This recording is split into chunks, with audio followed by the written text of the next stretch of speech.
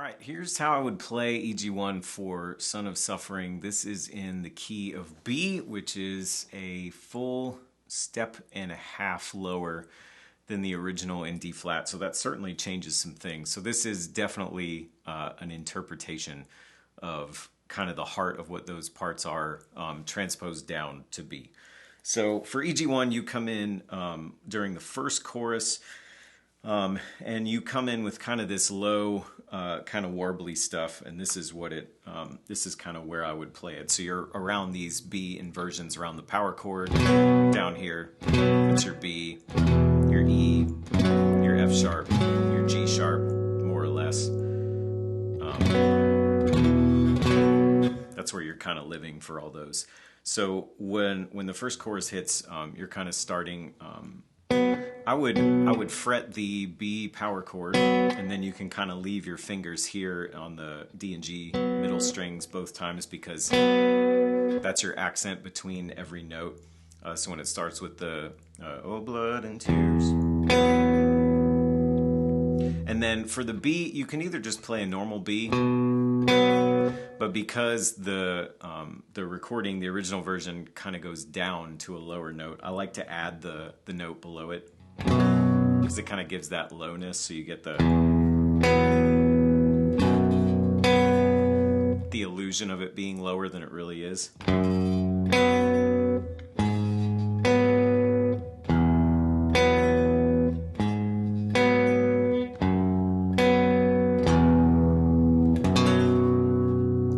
That takes care of your first chorus. Effects wise, I just throw on, let's see, we got some pretty significant reverb on there. Chorus, kind of a first stage situation, middle position pickup. I put on a 16th note delay. Whether you do something like that or like a tremolo or something. It sounds more like a tremolo, but I don't have a tremolo yet. And so just some extra effects for warble and just to get some of that repeat stuff in there. It sounded pretty good to me, which sounds like this.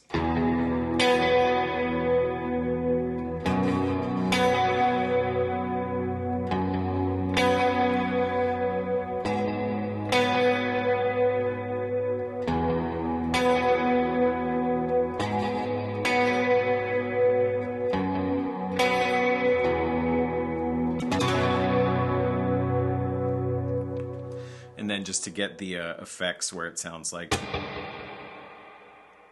that's kind of what you're looking at for that part. The next part after that is kind of just, I'll go back to clean. So you end on that kind of strummed low B. And then you just kind of start picking around power chords, I feel like, are what works best for that without overthinking it too much. So it's kind of like a...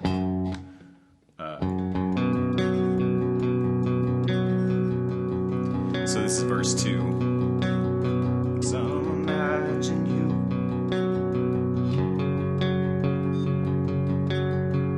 And then you get the 1/3, and there's no low note to go to. And you can either go there or here. And I felt this is better to kind of let that be your 1/3 there, because then you can slide your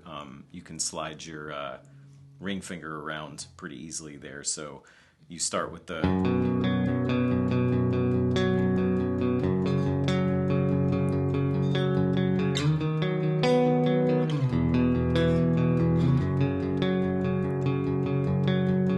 And you get that idea. And then on the last time when you tag, you slide again up to here, and then you go to a 6.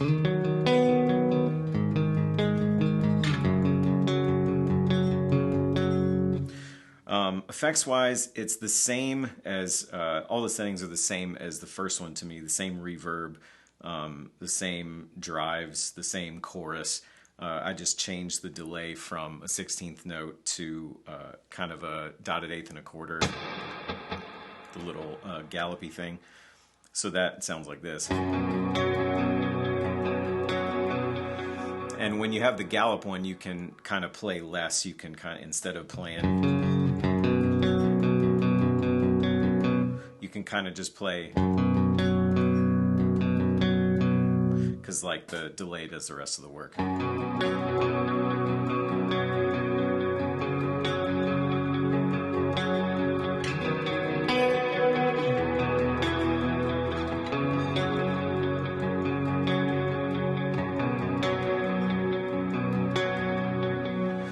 you get the idea there.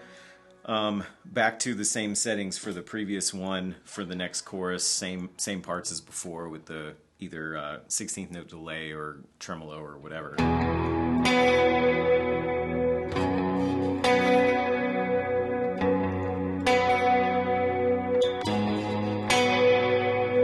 When you end that section, you just diamond out on the beat. And then you chill until the bridge. Once the second kind of pair of bridges hits, you'll go to you'll be around this B inversion here, B triad, whatever. And first you'll just start on the bottom two notes, but it's still easier to fret the whole thing. And then you just kind of stay in this box right here, and you never really leave that box. So that starts on the middle two strings, kind of a...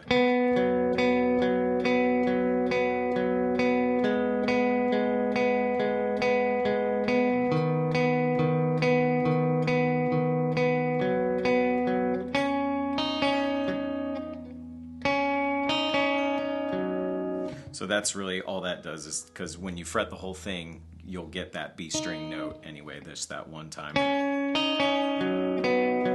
So you play that progression twice. And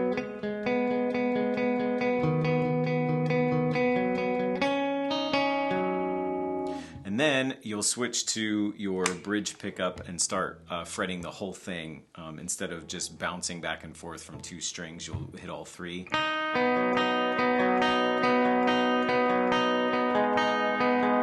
But the same bass note pattern.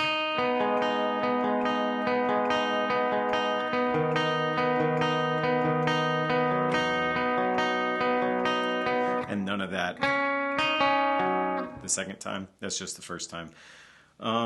Effects wise, that is pretty much the same as I think the only difference between this and verse 2, so I've got the gallopy delay and the same long reverb. First stage drive still. I just took the chorus off because it made it a little bit cleaner. So then the first go, the delay really carries the in-betweens. So when you get to the...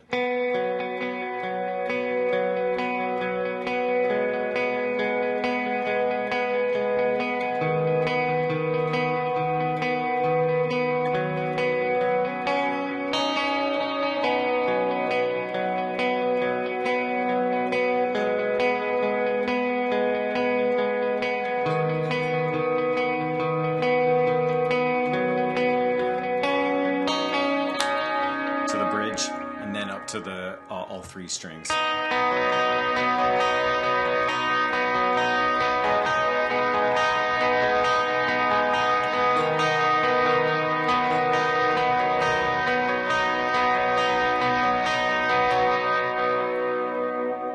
You just kind of let that last one ring out right before you hit the big bridges.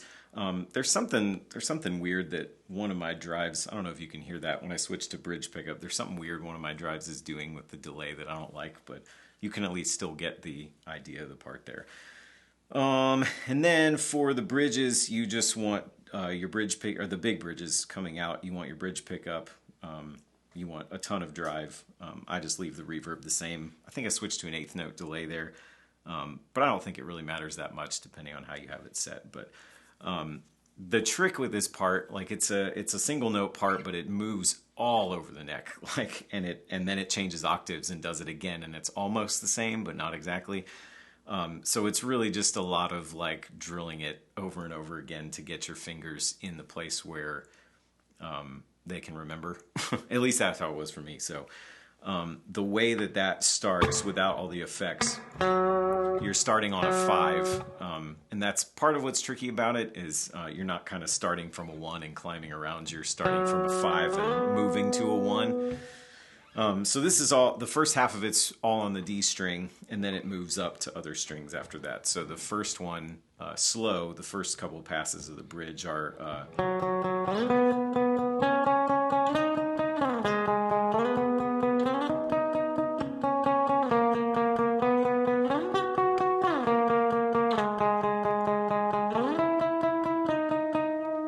that twice. That's not it, see?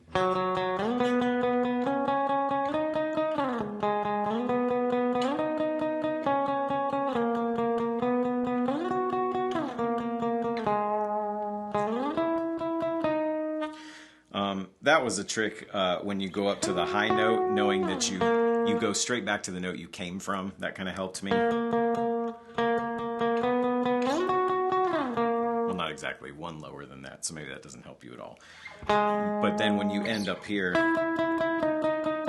the next progression is the one that's going to climb up the neck a little bit. And I found it easier to just kind of stay in the box here. And so you start on the D string again, but then you'll move to the G string briefly, and then you'll end up on the B string, and you'll stay there for the rest of the thing. So the whole first pair of riffs are all on the D string. The second one makes its way up to the B string and then stays there. That seemed to be what was the easiest for me. So when you end this riff, you're kind of doing this.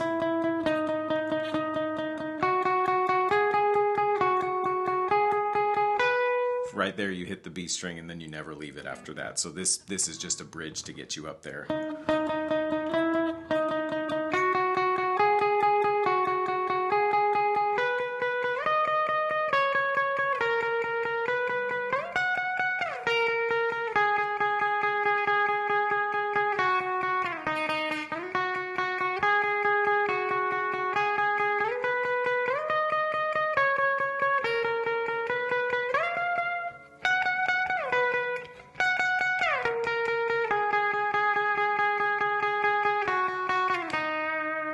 And then right there is your out, because they repeat a couple refrains, but you don't have any more parts in the song after that. And so then, like I say, you can see where it's just all over the place. So it's just a lot of memorizing.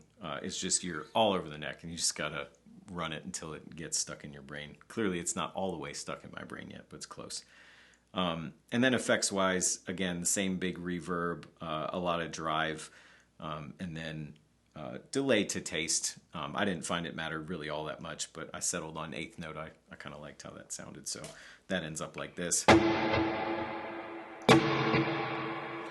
And so then when you launch into that, you're the...